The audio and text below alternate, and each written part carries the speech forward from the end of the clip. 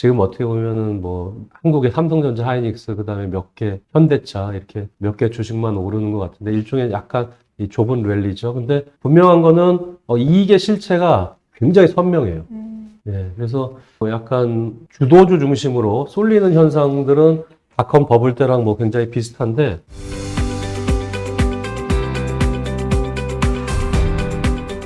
안녕하세요. 반갑습니다. 주식 투자에 있어서도 그렇고 어떤 한 산업을 보기 위해서는 뭐 사이클을 보는 게 굉장히 중요하다고 하잖아요. 근데 그 사이클이 뭔지 제대로 공부해 본 적이 없었던 것 같아요. 어떠세요? 저 항상 얘기하잖아요. 38광대. 38강인데. 이제 코스피가 끝자리 3이 되면은 보통 이제 바닥이 많고 7, 8일 때가 고점이 많더라. 그래서 그냥 쉽게 얘기하거든요. 근데 사이클 있잖아요, 그것도. 근데 이제 원리를 설명 안 한 거지만 네. 그런 것처럼 우리가 이제 사이클이라는 게 한국 증시에도 굉장히 많은 영향을 끼친다라고 생각을 하거든요. 네.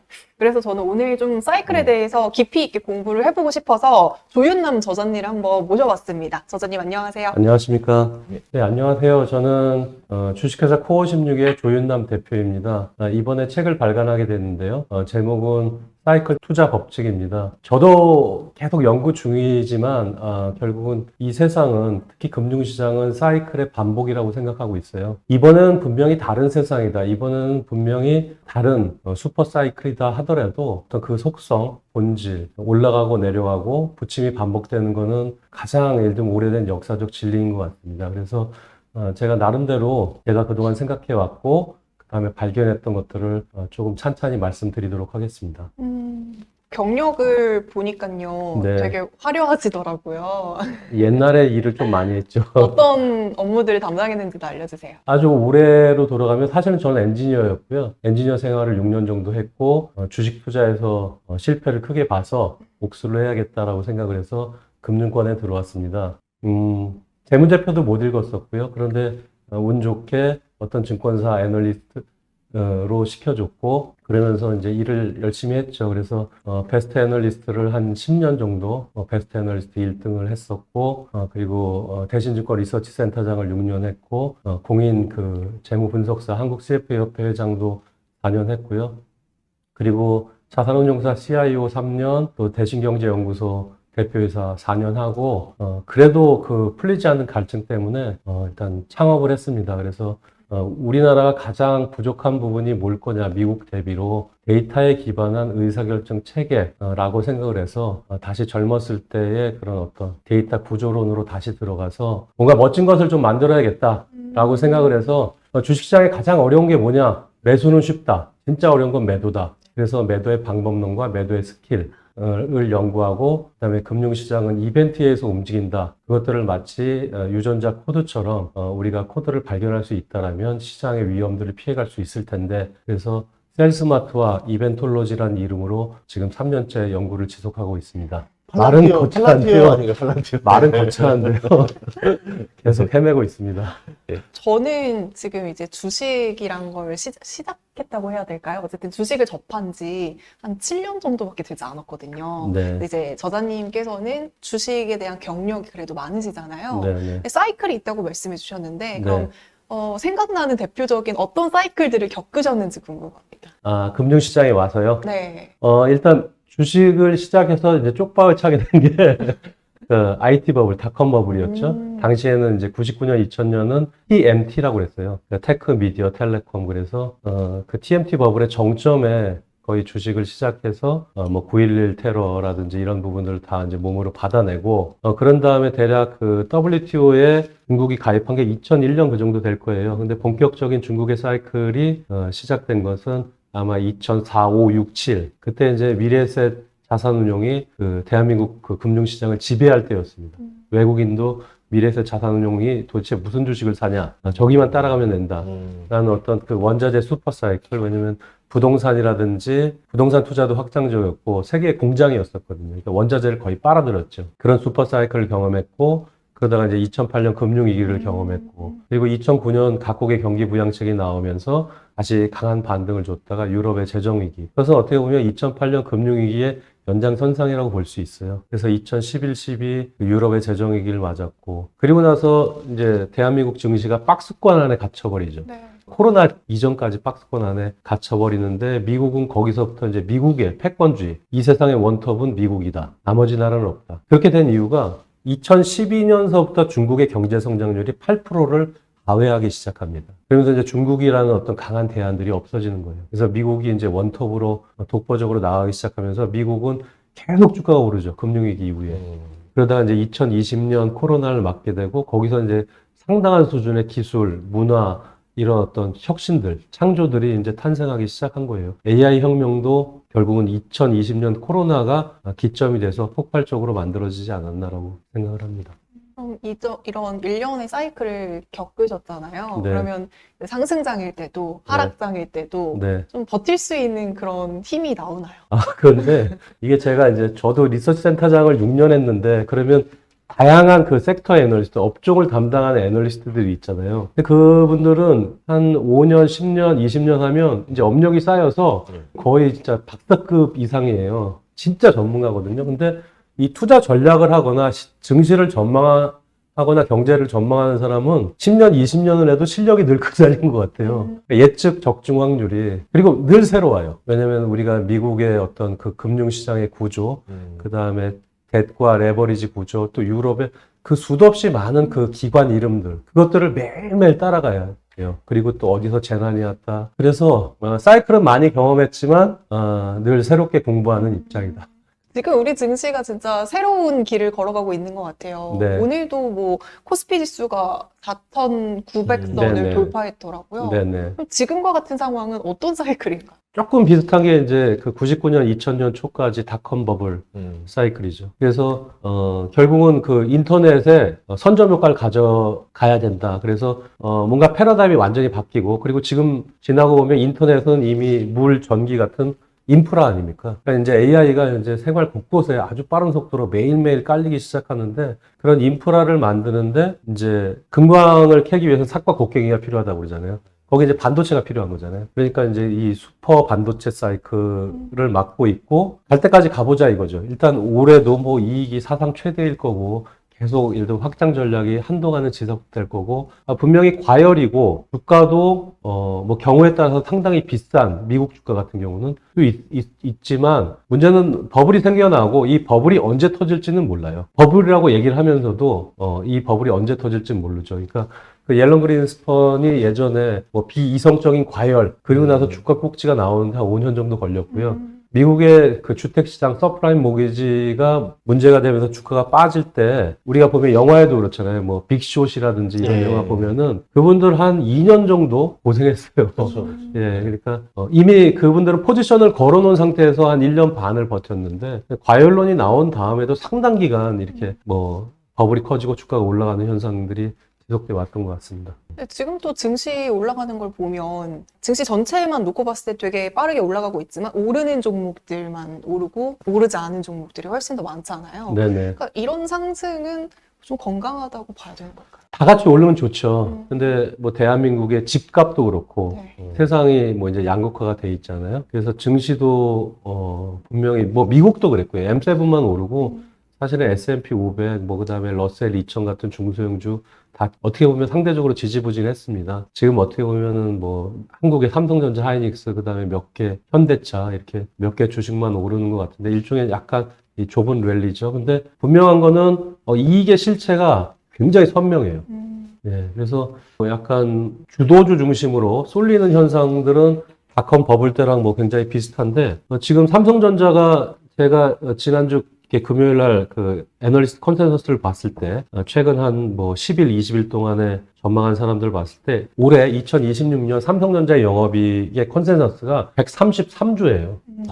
무지막지하죠. 거기다 하이닉스는 110조예요. 그러면 이제 합하면 243조가 되는데 2026년 물론 이거는 이제 코스피 전체는 아니고요. 애널리스트 분석하는 대략 한 뭐 200~300개 종목들 합계 절반이에요. 예, 그러니까 당연히 그쪽으로 쏠려가는 거 맞고 쏠림이 지나치다라고 하지만 굉장히 약간 기본이 좀 단단한 그런 배경이 있는 것 같습니다. 그러면은 삼성전자랑 SK 하이닉스로 인해서 시총이 많이 올라갔으면 너무 의존적인 형태로 된 걸 수도 있겠네요. 당장 보이진 않지만 나중에 뭐 좀 이쪽이 영업이익이 떨어진다라고 하면은 그러면 코스피 지수도 노출이 예, 굉장히 빠른 속도로 떨어지겠죠. 하이닉스나 삼성전자에 문제가 생기면. 그래서 약간 좀 투자자들은 결국은 조언이 필요한 거잖아요. 예. 결론으로 점프하면 이제 저희도 이제 매도를 연구를 많이 하는데 세상에서 매도에 특화시킨 기관이라고 만들려고 하는데 매도가 제일 어려워요. 그런데 여러 가지가 있는 게 손절을 못해서 어렵고 그것보다 더 큰 아픔은 올라가는데 잘라먹기 때문에 예, 결국은 익절을 정확하게 못해서 미리 네. 잘라먹기 때문에 하는데 지금은 뭔가 이렇게 고점이 좀 위험하다는 걸 인식하고 그 인식이 최소한 한 20%의 사람들한테 좀 노출이 됐을 때 그때 조금 이렇게 비중을 줄이거나 혹은 매도를 해도 되지 않나라고 생각을 합니다. 그러니까 불안하면서 가는데 뭐 지금 대안이 별로 없는 거예요. 그러면 지금은 어쨌든 삼성전자, SK하이닉스를 지금은 팔 때는 아니고 네, 아니라고. 조금 더 뒤를 좀 지켜봐야 된다. 네, 그리고 이제 이것이 글로벌 AI라는 글로벌 패러다임이 있고요. 두 번째는 이제 한국의 정책이라는 부분이 있지 않습니까? 그래서 MSCI 코리아 선진지수에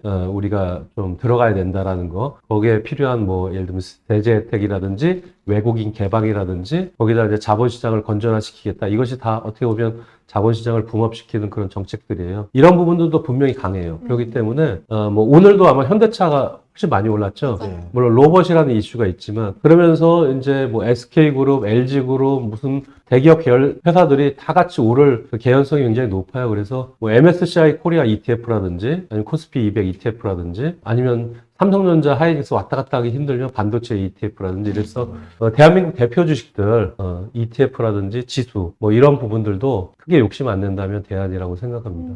어쨌든 방금 말씀해 주셨다시피 증권사들의 삼성전자와 SK하이닉스의 실적에 대한 눈높이가 높아지고 있잖아요. 네네. 그만큼 이제는 뭐 반도체가 슈퍼사이클이다 이렇게 보는 시각들이 많은데 네. 그럼 이렇게 한번 슈퍼사이클이 오면 네. 보통은 기간이 어느 정도까지 가나요? 그렇게 길지는 않았던 것 같아요. 근데 삼성전자가 제가 이제 데이터 분석을 해보면 이렇게 3개월 수익률로 봤을 때 코스피를 아웃퍼폼 연속해서 코스피보다 상승률이 높았던 기간이 연속돼서 붙어있는 기간이 최장 한 15개월 가까이 되더라고요. 15, 16개월 되는데 지금은 이제 고작 한 7개월 정도 되니까 뭐 앞으로 한 뭐 7, 8개월 정도는 더 가도 이제 레코드 하이가 되는 거 같습니다. 그러면 뭐 매도 시기 잡아보자면은 뭐 한 올 여름쯤에는 매도를 해도 되겠다 볼 수도 있겠네요. 제가 삼성전자의 마켓 타이밍 연구를 2000년 초반서부터 굉장히 많이 했어요. 그래서 2004년 말 2005년에는 이제 전 당시에 이제 굿모닝 신한증권을 다녔었는데 삼성전자의 그 매도 시점을 잡는 리포트를 가지고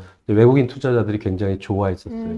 근데 이제 주로 저점을 잡는 거였고요. 그 다음에 제가 창업한 이후에도 삼성전자 주가의 저점이다라고 해서 대략 좀 긴데 작년 11월서부터 올 대략 한 5, 6월까지 한 4, 5월까지 대략 한 뭐 6만 원 밑에 있거나 조금 그 초반에 있을 때 그럴 때가 이제 삼성전자의 주가 바닥이다. 그것은 지금 말씀하신 것처럼 주가랑 애널리스트의 이익 전망 컨센서스, 우리가 EPS 컨센서스라고 얘기를 하죠. 주당 순위 컨센서스의 추이를 보면서 매도 타이밍을 잡는데 보통 증거가 나와야만 애널리스트들이 움직여요. 그러니까 주가는 먼저 움직여요. 근데 EPS는 상향 조정이 안 되기 때문에 PR이 높죠. 그러니까 우리가 보면은 이론적으로 가치 투자에서는 PR이 낮은 주식을 매수하고 높은 주식을 매도하라고 그러는데 이상하게 이 반도체는요. 앞으로 6개월 뒤가 어떻게 될지 몰라요. 그래서 이익 전망이 늘 이렇게 후행해요. 네. 주가를. 체계적으로 뒷북을 치기 때문에 PER을 거꾸로 투자 전략을 하면 됩니다. 고퍼에서는 계속 사야 되고요. 그 다음에 PER이 낮아질 때 그때 팔아야 돼요. 그러니까 애널리스트들이 삼성전자 영업이익을 133조라고 했는데 1분기 실적이 발표가 됐어요. 그러면 4월 초반에 이 연간 영업이익 전망이 150조, 160조 이렇게 될 때 그때 조심해야 되고요. 그 다음에 또 2분기도 굉장히 이익이 좋아요. 그래서 뭐 160조, 170조 이렇게 7월 달에 이익 전망을 막 상향 조정할 때 늦어도 7월 달에 일단 좀 많이 덜고 나와야 되지 않을까. 그래서 애널리스트 이익 전망의 패턴을 보면은 대략 4월, 7월 삼성전자의 그 분기 실적 발표 직후 그때 약간 뭔가 좀 다시 고민을 깊게 해봐야 된다라고 생각합니다. 이게 패턴이 있잖아요. 보면은 말씀하신 것 때문에 주가는 꺾이고 있는데 이익 전망은 계속 뒤따라서 올라가니까 PER이 나날이 뚝뚝 떨어지면서 아 지금 PER이 싸니까 그래도 사야 됩니다 라고 주장하는 사람들이 막 늘어날 때 이때가 이제 빠져나올 때라는 거죠. 네네. 이익 전망이 예. 이게 가파르게 올라가면은 그거는 사실 딱 좋은 신호는 아닙니다. 그럼 반대로 이제 삼성전자든 SK하이닉스든 뭐 캐파를 증설한다. 네네. 이런 얘기가 나올 때는 어떻게 투자적으로 접근을 해야 될까요? 지금은 일단 그 공급이 부족한 시기라서 그래서 네. 사이클이 만들어지는 거고 그래서 슈퍼 사이클이라고 얘기하는 거고 공장이 뭐 하루아침에 지어지진 않지 않습니까? 그래서 뭔가 새로운 수요가 생겼어요. 그리고 그 수요가 늘어나는 속도가 공급이 늘어나는 속도를 압도하고 있어요. 근데 공장은 금방 안 져지기 때문에 만약에 공장이 다 지어져서 물건들이 나온다 그러면 이제 공급 과잉이 생기기 쉽겠죠. 근데 이미 주가가 다 빠진 이유일 거예요. 네. 근데 누군가 또 새롭게 계속 설비 증설에 대한 이야기들이 계속 나와요. 예, 그러면 그때 경계를 해야 되고 혹은 뭐 이런 거죠. 가장 전방 산업에 있는 빅테크들의 실적이 안 나온다. 그러면 이제 문제가 생기는 거죠. 그래서 뭐 올해도 보면은 우리나라 돈으로 골드만삭스랑 뭐 이런데 UBS에서 전망한 거 보면은 올해 그 빅테크 5의 설비 투자 규모가 한국 돈으로 대략 800에서 900조 원 정도 된대요. 그 중에서 75%가 AI 관련된 거고요. 근데 한 해 이 5개 기업이 900조를 쓰는데 이 900조를 몇 년 안에 회수할 거냐? 여기에 이제 노답이다. 이런 것들이 이제 시장의 경고음으로 나오기 시작하면 이제 설비가 증설되는 과정 중에서 이제 주가의 꼭지가 이미 나오겠죠.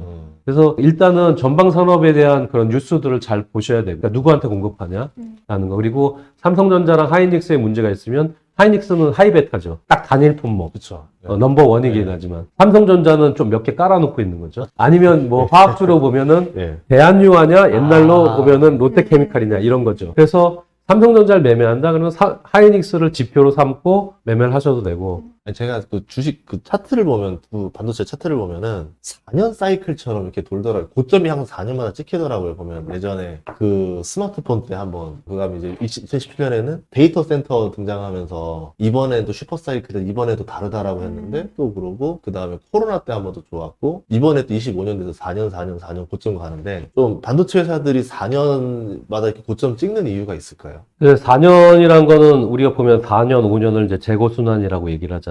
재고 사이클에 대한 부분도 있고, 저도 조금 파악을 해봤는데, 지금 말씀하신 연도가 거의 맞아요. 삼성전자가 코스피를 크게 아웃퍼폼한 시기가 있어요. 근데 주가가, 코스피가 빠질 때 삼성전자의 수익률이 더 높았다. 이거는 의미가 없고요. 근데 주가가 상승할 때 크게 아웃퍼폼한 시기가 이제 94년, 5년. 저도 1995년 이제 초에 삼성그룹에 입사를 했는데, 그때 삼성전자가 처음으로 1조 원을 낸다. 그래서 전국에 있는 전자공학과 학생들을 다 삼성전자랑 그때 이제 뭐 하이닉스죠. 예. 예, 현대반도체 이런 데들. LG 또 뭐 있었잖아요. LG반도체, 예, 있었죠. 예, 예. 현대전자. 예. 근데 그 당시가 이제 94년, 5년 때 그랬었고요. 그 다음에 이제 IT 버블 직전에 99년도 그리고 2002년 뭐 이렇고 아마 그런 거 지금 말씀하신 거는 99년, 2000년과 2004년. 왜냐면 2002년도 아마 3, 4월이었고 2004년도 3, 4월에 이제 삼성전자가 주가의 고점이 나왔어요. 그 다음에 뭐 2012년 요때는 예. 주가가 약간 지지부진할 때 삼성전자가 크게 아웃perform했죠. 예, 요때가 이제 스마트폰이 조금 이제 괜찮았을 때, 그 다음에 아까 말씀하신 2017년, 그리고 이제 2025년 하반기 이후인데, 뭐 대략, 이런 거죠. 94, 5, 99, 2000을 보면 4년 주기고, 그 다음에 또 99, 2000하고 2004년을 보면 또 4년 주기고, 그 다음에 2007년 그 버블의 정점까지 가면, 2007년 10월 말까지 가면 대략 또 4년 주기고, 그 다음에 2008년 이후에 2012년이면 4년 주기. 근데 저런 거랑 비슷한 것 같아요. 기술적 분석하잖아요. 예. 매수 매도를 잡잖아요. 추세선, 뭐 피보나치 이렇게 보면은 공식보다는 약간 주관적으로 느껴지죠. 그쵸. 예, 그러니까 내가 이것을 어떻게 활용할 거냐. 그래서 4년이 아니라 진짜 4년이나 그러면 어떤 사람은 뭐 3년이다, 5년이다 이렇게 볼 수도 있는 것 같아요. 그래서 하필 또 이제 지금이 한참 올라가는데 또 그 또 정점이 다 돼 가니까 다들 네. 좀, 이제 팔아야 되는 거 아니냐 이런 얘기도 있었었는데 지금 삼성전자가 15만 원이 되면서 이게 다 경험해보지 못한 일이니까 네네. 예, 그래서 아까 말한 대로 좀 고민을 많이 하는 것 같아요. 그러면 반도체 같은 것들이 이제 떨어질 때 그 사이클일 때 좀 같이 묶여나가서 같이 움직이는 섹터들이 있나요? 뭐 삼성전자에 납품하는 업체들이 일단 그렇겠죠. 그래서 전자공시 있잖아요, 감독원. 전자공시에 보면은 거기서 수시공시라고 있어요. 거래소 공시에서 감독원, 거래소 공시, 수시공시 가보면 단일 품목, 그 다음에 그 공급 계약, 그 부분을 아마 매일매일 보시는 것도 좋아요. 매일매일 보시다 보면은 뭐 이런 거죠. 한국카본 그 주식도 되게 잘 나가죠. 아, 좋죠, 좋죠. 예. 예. 근데 한국카본이 그 이제 카본 파이버, 그 탄소 섬유유잖아요. 그러니까 우리가 얘기하는 보통 플라스틱이다 뭐 이런 건데 그게 원래 그 회사였어요. 그걸 만들던 회사였어요. 한국카본이. 옛날엔 그게 어디 쓰였냐면 낚싯대. 낚싯대 만드는 회사가 시가총액이 이렇게 비싸야 되겠습니까? 아니죠. 아, 그렇죠, 그렇죠. 예, 그래서 낚싯대 하다가 뭐 PCB 기판도 하다가 그러다가 2023년서부터 LNG 보냉제라고 여기 수주가 막 터진 거예요. 지금도 다트 전자공시 가보면은 그 2023년에 단일 품목 판매, 그 다음에 수주 공시들이 공급 계약 체결들이 다 있어요. 이걸 예의주시하고 한국카본이 주가가 날아가기 시작한 건 2025년 3월, 4월. 1분기 실적이 보면 전년 동기비로 몇 배가 늘어나는 거예요. 거기다 수주도 그렇고 수주 잔량도 그렇고 공장 증설도 했고 이러면서 이제 주도주가 뭐 1년, 2년 이렇게 만들어지거든요. 예. 하이닉스랑 삼성전자 잘 나간다 그러면 얘네들한테 누가 공급을 하냐? 당연히 주가 뭐 지금도 엄청나게 갔겠죠.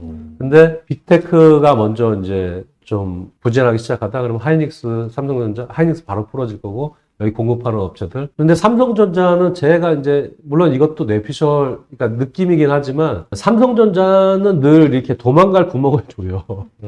도망갈 여지를. 그리고 가장 늦게 부러지는 특성도 있고요. 뭔가 다른 쪽의 신호가 먼저 나올 겁니다. 그 다른 쪽의 신호가 이제 올해 많이 되는 게 AI 버블 얘기 많이 그쵸. 하잖아요. 네네네. 오픈 AI가 지속이 불가능하다. 네네. 시작해서 막 여러 개 뭐 나오는데. 투자 여력이 이제 없다 예. 이런 얘기들이 좀 나오는. 그쪽은 어떻게 보시는지 궁금하거든요.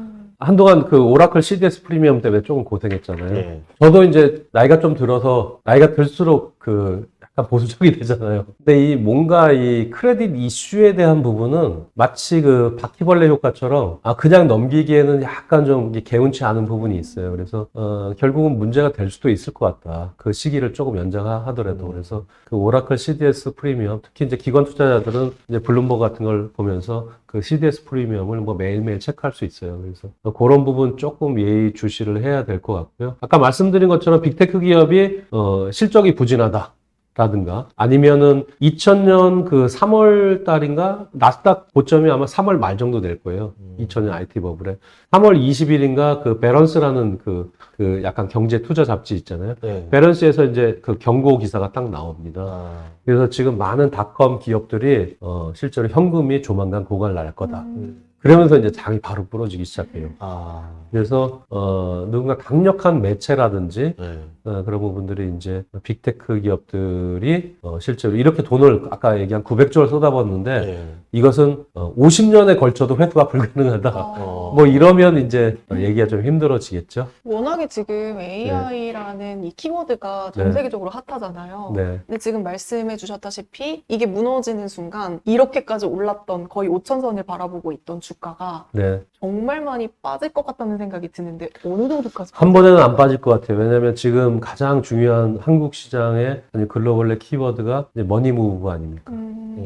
그래서 저도 이제 들은 얘기인데 그분이 분석을 잘 하시기 때문에 2022년 뭐 이럴 때 이제 전 세계적인 인플레이션이 있고 1년 동안 주가가 빠졌잖아요. 물가 높고 우크라이나 전쟁이 있었고 공급망 차질이 있고 그때 금리도 이제 올라가고 금리 인상 사이클에 맞춰 있고 그래서 한국도 당시에 저축은행 K저축은행인가 어딘가는 뭐 단기간이지만 연 10%짜리도 잠깐 나왔었죠. 아, 그래서 뭐 빌딩 뭐 한 바퀴 돌고 사람들 하려고 줄 서고 그러잖아요. 예. 그래서 예. 그때 이제 무슨 특판 상품이 보통 한 6% 이상이었나 봐요. 예. 그것이 3년 만기로 많이 했었대요. 그래서 작년 말에 그 돈들이 또 증시로 들어오고 지금 어차피 예금은 답이 아니다. 무조건 주식에 참여해야 된다. 그리고 돈 버는 방법이 없잖아요. 세상 사람들이. 인프레를 따라잡을 수 있는 방법이 없기 때문에 이 힘이 워낙 강력하기 때문에 뭔가 조금만 빠지면 찬스다 그렇게 해서 들어올 자금의 속도가 무섭기 때문에 그냥 이게 한 번에 빠이빠이 하는 일은 없을 것 같습니다.